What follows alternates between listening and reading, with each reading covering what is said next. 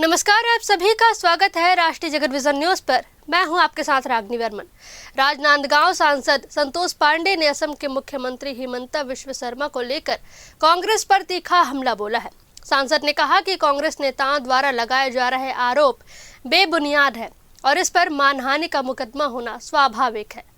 दिल्ली प्रवास के दौरान मीडिया से चर्चा में सांसद संतोष पांडे ने कहा कि असम के मुख्यमंत्री हिमंता बिस्वा शर्मा के गुड गवर्नेंस को पूरा देश जानता है। उन्होंने दावा किया कि असम में भाजपा दोबारा सरकार बनाएगी और कांग्रेस केवल राजनीतिक द्वेष से आरोप लगा रही है। ऐसे में मानहानि का मुकदमा होना तय है। वहीं कवासी लखमा और कांग्रेस की एकजुटता पर प्रतिक्रिया देते हुए पांडे ने कहा कि आदिवासी समाज अब जागरूक हो चुका है। कांग्रेस ने सालों तक आदिवासियों का शोषण किया और उन्हें गुमराह किया। साथ ही चैतन्य बघेल की भूपेश बघेल के साथ कांग्रेस के राष्ट्रीय नेताओं से मुलाकात पर सांसद ने तंज कसते हुए कहा कि जो कर्म यहाँ किए हैं उनकी सफाई तो देनी ही पड़ती है। वास्तविकता क्या है यह सब जानते हैं। सुनिए संतोष पांडे ने क्या कुछ कहा।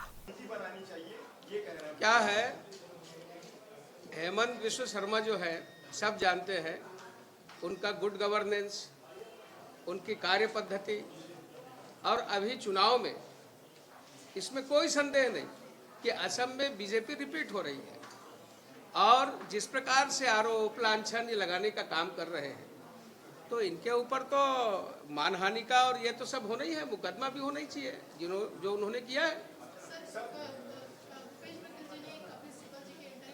आपने ठीक प्रश्न किया। अब क्या है कि जो कर्म है उसकी सफाई भी तो देनी होती है ना, तो वो वास्तविकता बताने गए होंगे और क्या वास्तविकता है सब पूरे प्रदेश की जनता तो जानती है।